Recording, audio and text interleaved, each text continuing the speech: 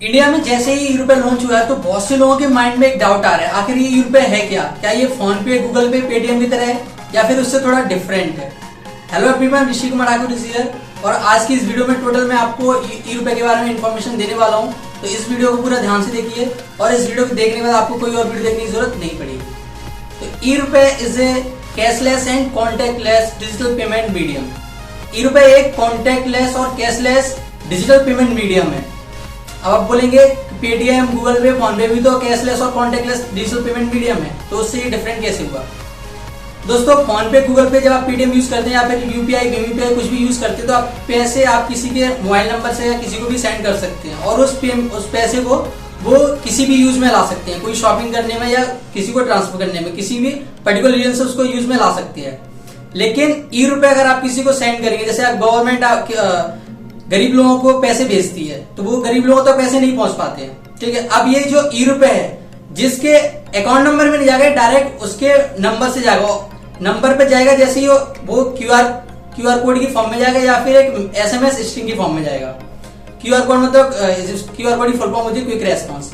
तो जैसे ही वो क्यूआर कोड किसी भी पर्टिकुलर पर्सन के पास जाएगा, जैसे गवर्नमेंट ने गरीब लोगों के लिए पैसे भेजे, ठीक है, किसी के मेडिकल के लिए, मेडिकल यानी हॉस्पिटल दवाओं के लिए भेजे या फिर किसी और पर्टिकुलर चीज के लिए भेजे। तो अगर किसी गवर्नमेंट ने किसी पर्सन को दवाओं के लिए पैसे भेजे हैं, ठीक है, तो वो या तो क्यूआर कोड भेजा होगा या फिर एक एसएमएस स्ट्रिंग भेजी होगी। एसएमएस स्ट्रिंग जो सिंपल मोबाइल्स होते हैं उनमें आएगा और जो स्मार्टफोन होते हैं उनमें क्यूआर कोड आएगा।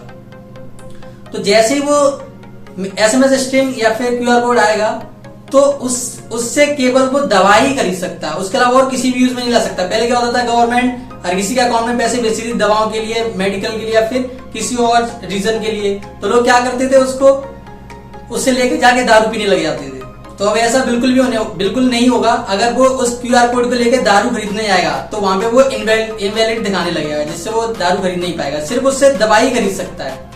यहाँ पे बहुत इजी हो गया पेमेंट। अब करप्शन बिल्कुल लगभग खत्म होने वाला है, क्योंकि यूपीआई एसएमएस की फॉर्म में जो हम किसी भी पर्टिकुलर रीजन के लिए भेजेंगे तो वो उसी के लिए काम करेगा। अब गूगल पे, फोन पे, पेटीएम में क्या करते थे, हम किसी भी पेमेंट, अगर किसी को पेमेंट भेज रहे हैं तो वो किसी भी यूज में ला सकते हैं। यहाँ पे जो यूपीआई होगा वो एक वाउचर की फॉर्म में क्रिएट हो जाता है और उस वाउचर को वो पर्टिकुलर उसी रीजन के लिए होगा। जैसे किसान होते हैं, जैसे गवर्नमेंट अगर किसानों को यूरिया खाद के लिए पैसे भेज रही है तो किसान अगर अकाउंट में पैसे आए तो वो डिफरेंट चीजों के लिए भी यूज करना चाहे तो यूज कर सकते थे। लेकिन अब यहाँ पे जो गवर्नमेंट भेजेगी वो क्यूआर कोड भेजेगी। क्यूआर कोड ओनली यूरिया ही उससे वो खरीद सकता है, जो भी किसान होगा। ये नहीं कि मान के चलो 5,000 रुपए भेजे तो वो सोचेगा कि 2,500 रुपए का मैं यूरिया खरीद लेता हूँ, 2,500 रुपए मैं कहीं खर्च कर लूंगा। तो वैसा बिल्कुल नहीं होगा।